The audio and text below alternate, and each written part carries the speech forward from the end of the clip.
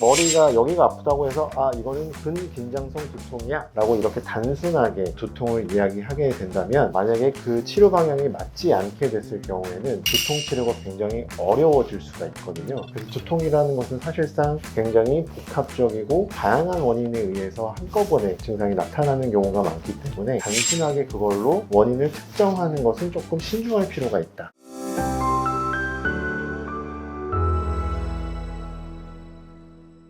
네, 안녕하세요. 기특한 한의원 유튜브 진행을 맡은 기특한 건강지기 선아실입니다. 오늘은 두통에 대해 이야기를 나눠보려고 하는데요. 원장님, 제가 두통을 조금 자주 겪는 편인데 어쩔 때는 여기 편두통이라고 해야 되나요? 편두통이 있을 때도 있고 또 뒷골이 당기는 두통이 올 때도 있는데 부위마다 오는 두통의 원인이 조금 다른가요? 우리가 두통에 대해서는 인터넷에 찾아보시면은 부위별로 두통의 원인 이런 것들이 많이 나와 있으신 걸 보신 적이 있으실 것 같아요. 어디서는 두통 부위별로 되게 중요하다, 안 중요하다 이런 얘기들도 많은데 저는 그 이야기가 반은 맞고 반은 좀 틀리다 이렇게 생각을 합니다. 두통별로 생각을 해보면은 근긴장성 두통, 편두통, 혈관성 두통 굉장히 여러 가지가 있는데요. 거기에서 우리가 두통의 위치별로 어떤 두통의 원인을 추측을 해서 그거에 맞게끔 치료를 하게 되면 굉장히 빠른 속도로 좋아질 수가 있거든요. 그래서 그런 면에 있어서는 굉장히 좋은 접근법이지만, 머리가 여기가 아프다고 해서 이거는 근긴장성 두통이야 라고 이렇게 단순하게 두통을 이야기하게 된다면, 만약에 그 치료 방향이 맞지 않게 됐을 경우에는 두통 치료가 굉장히 어려워질 수가 있거든요. 그래서 두통이라는 것은 사실상 굉장히 복합적이고 다양한 원인에 의해서 한꺼번에 증상이 나타나는 경우가 많기 때문에 단순하게 그걸로 원인을 특정하는 것은 조금 신중할 필요가 있다. 그럼 부위별로 오는 통증에 1차적으로 가장 많이 나오는 원인들이 있을 거 아니에요? 그럼 눈이나 관자놀이 이런 데가 아플 때는 가장 대표적인 원인이 뭔가요? 우리가 어떤 통증이 발생했을 때는요, 기본적으로는 통증이 발생하는 그 주변에 있는 기관이나 조직을 먼저 살펴보시는 것이 좋습니다. 안면부에 어떤 두통이 나타나게 된다면 안면부에 있는 안구, 그 다음에 코라면은 우리 부비동염이나 이런 게 있을 때는 이렇게 안면부의 통증이나 이마, 그리고 눈 주변, 그리고 관자놀이 이쪽 부위에 통증이 발생할 수가 있습니다. 통증이 일단 발생할 때는 그 주변 부위에 있는 조직에 문제가 있는지 이것을 먼저 첫 번째로 생각을 해봐야 될 것 같습니다. 그리고 또한 관자놀이가 아프다고 한다면 기본적으로 이 주변에 있는 측두근이나 아니면은 여기 악관절이라고 하는데요, 이런 턱 주변에 문제가 있어도 관자놀이가 아플 수가 있거든요. 그래서 근긴장성 두통을 우리가 의심해 볼 수 있지만, 또 한편으로는 우리 뒤쪽에 있는 후두하근 쪽에 문제가 있을 때도 관자놀이가 아파질 수가 있거든요. 그렇기 때문에 굉장히 복합적으로 두통 부위를 살펴보셔야 됩니다. 그러면 사실 원인이 정확하지가 않고 사람의 상황마다 각각 다르다라고 생각이 드는데요. 그럼 원장님께서는 두통을 호소하는 환자분이 오셨을 때 어떻게 그 사람의 원인을 찾아가시는지 궁금합니다. 기본적으로는 환자분의 병력 청취라고 하는데요, 환자분과의 이야기를 많이 나누려고 합니다. 그 이야기 속에서 환자분께서 언제 두통이 발생하시는지, 그리고 어떤 상황에서 두통이 발생하시는지, 그리고 두통이 발생한다면 어떤 이유에서 아니면 혹은 어떤 상황에서 더 증상이 심해지시는지, 이런 것들을 종합적으로 저희가 판단을 해보거든요. 그래서 예를 들어서 어떤 분 같은 경우에는 소화가 안 될 때마다 두통이 발생한다면 소화 쪽의 문제를 의심해 볼 수 있고요. 어떤 분은 아침에 일어났을 때 두통이 심해진다 라고 한다면은 우리가 고혈압성 두통을 의심해 볼 수가 있고, 어떤 분은 고개의 움직임에 따라서, 목의 움직임에 따라서 두통이 발생한다 혹은 심해진다 라고 하시게 되면은 경추성 두통을 의심해 본다던가, 이런 식으로 환자분께서 말씀하시는 두통의 부위도 우리가 기본적으로 참고는 하지만, 기본적으로 환자분이 호소하시는 증상이 언제 발생하고 언제 심해지시는지 이것을 더 중점적으로 보고 판단하게 됩니다. 그러면 이렇게 병력 청취를 통해서 딱 원인을 찾았던 환자분 케이스가 있을까요? 두통 환자분 중에서 가장 기억에 남는 환자분이라고 한다면 딱 한 분이 먼저 떠오르게 되는데요. 그 환자분은 초등학교 6학년 학생이었어요. 좀 특이한 점은 저희 어머니의 지인의 아드님이었고, 그 아버님이 신경외과 의사셨어요. 근데 이 아드님이 통이 너무 심해가지고 구토도 하고요. 그러니까 부모님들이 너무 놀라신 거죠. 그래서 머리에 각종 검사 다 다 받아봤고요. 정밀 검사도 다 하게 했고 했는데도 원인을 찾지를 못한 거죠. 그러다가 너무 치료가 안 돼서 지푸라기라도 잡는 심정으로 저한테 오셨는데, 저는 사실 그 학생을 그 전에부터 관찰을 했었거든요. 그 학생은 예전부터 계속 종종 두통을 말을 한다거나 목이 아프다던가 이런 식으로 저한테 치료를 받았던 적이 있는 학생이었어요. 그래서 저는 이 학생이 물론 구토를 하고 여러 가지 증상을 호소했지만 저는 그게 그렇게 큰 상황이 아닐 거라는 생각이 들더라고요. 저는 그 학생의 두통 부위가 눈 쪽이나 관자놀이 쪽 통증을 호소하고 어지러움증 그리고 구토 증상 이런 것을 호소하시는 걸로 봐서는 흉쇄유돌근 쪽에 문제가 있을 거라고 저는 판단을 했습니다. 그래서 흉쇄유돌근 쪽에 침치료와 그리고 경추가 많이 굽어져 있었기 때문에 그 부분을 추가 치료를 해줬고요. 그런데 일주일 만에 정말 많이 호전이 됐었고, 그래서 너무 놀라워서 계속 치료를 연장해서 했던 기억이 있습니다.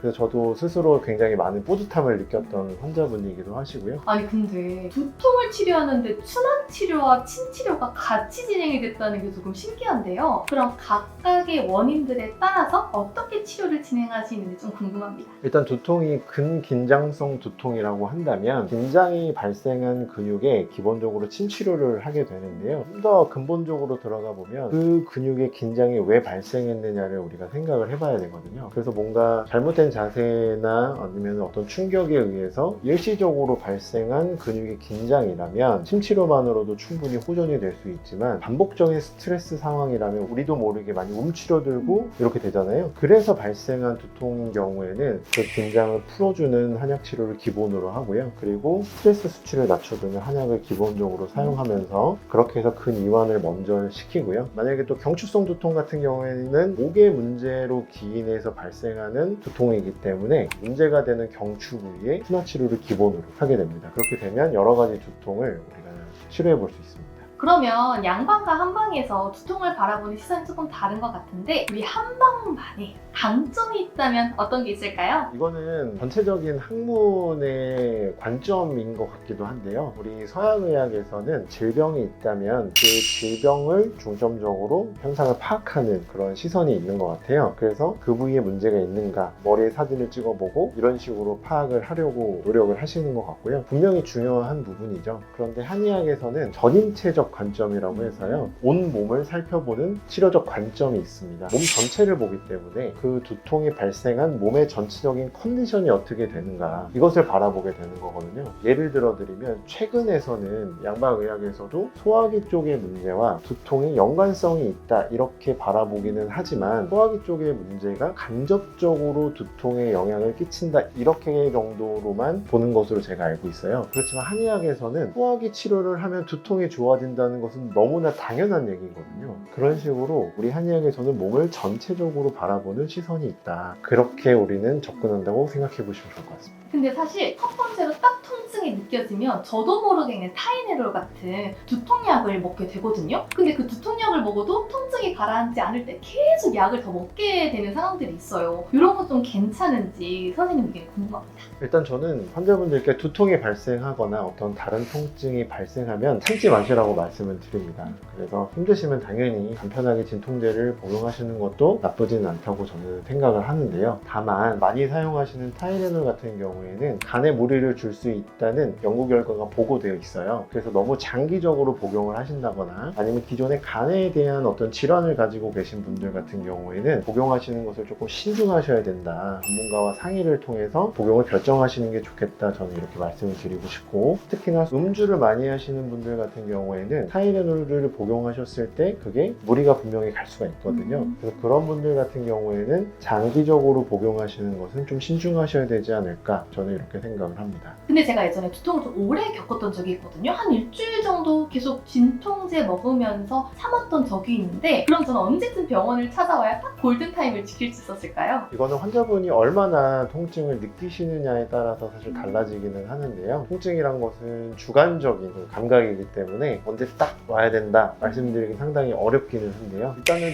두통약을 한 이틀 정도 먹었는데도 차도가 없다면 이때는 치료를 생각하시는 게 저는 맞다고 생각을 합니다. 가능하면 당연히 빠르게 오시는 것이 삶의 질을 높이는 데 중요하기 때문에요. 저는 3일이라고 말씀을 드리고 싶어요. 3일 정도 동안 진통제를 복용하셨지만 그래도 차도가 없다면 꼭 방문을 해주시면 좋을 것 같고요. 또 하나는 진통제를 복용하셨을 때 두통은 좀 호전이 되는 것 같아도 소화가 안 된다거나 다른 데 문제가 발생하는 경우도 분명히 있거든요. 그럴 때는 진통제에 의존하지 마시고 가능한 빨리 오시는 게 좋다고 저는 생각을 합니다. 다만 우리가 주의해야 될 것도 있어요. 정말 급격하게 발생하는 깨질 듯한 두통이 발생하거나 아니면은 또 두통이 발생하면서 팔다리에 힘이 빠지거나 아니면은 말하는데 발음이 어눌해지거나 이런 식의 추가적인 증상이 발생한다면 이곳은 응급실을 가시는 게 맞습니다. 그러면 두통이 발생했을 때 한의원을 찾아온다면 즉각적으로 좀 효과를 느껴볼 수 있을까요? 한의학이 오래 걸린다는 오해가 있어요. 그런데 원인만 잘 찾는다면 한의학 치료로 즉각적인 어떤 효과를 보실 수 있습니다. 그러면 두통 치료를 잘하는 한의원을 찾고 싶은 우리 시청자분들에게 두통 치료 잘하는 한의원 찾는 꿀팁 알려주실 수 있으십니까? 한의원마다 치료를 잘하는 분야가 또 있거든요. 그래서 조금만 검색해 보시면은 각 한의원에서 두통을 전문적으로 하는 그런 한의원들을 쉽게 찾으실 수가 있을 거예요. 하나 또 팁을 더 드린다면 현대인들 같은 경우에는 거북목 자세가 문제가 되잖아요. 그래서 경추성 두통 환자분들이 굉장히 많거든요. 그러려면 척추 치료를 잘 하는 게 기본이 되어야 합니다. 그래서 척추 치료를 또 잘하는 한의원이 경추성 두통을 또 잘 치료하실 수가 있기 때문에 척추를 또 잘 치료할 수 있는가도 한번 참고해 보시면 도움이 되실 거라고 생각을 합니다. 네, 오늘 기특한 한의원 임기호 원장님과 함께 두통에 대한 이야기 나눠봤는데요. 두통 너무 혼자만 아파하지 마시고 가까운 한의원에 가셔서 꼭 치료받으시기 바라겠습니다. 혹시 추가적으로 궁금하신 사항 있으면 댓글로 알려주세요. 저희가 하나하나 확인해보고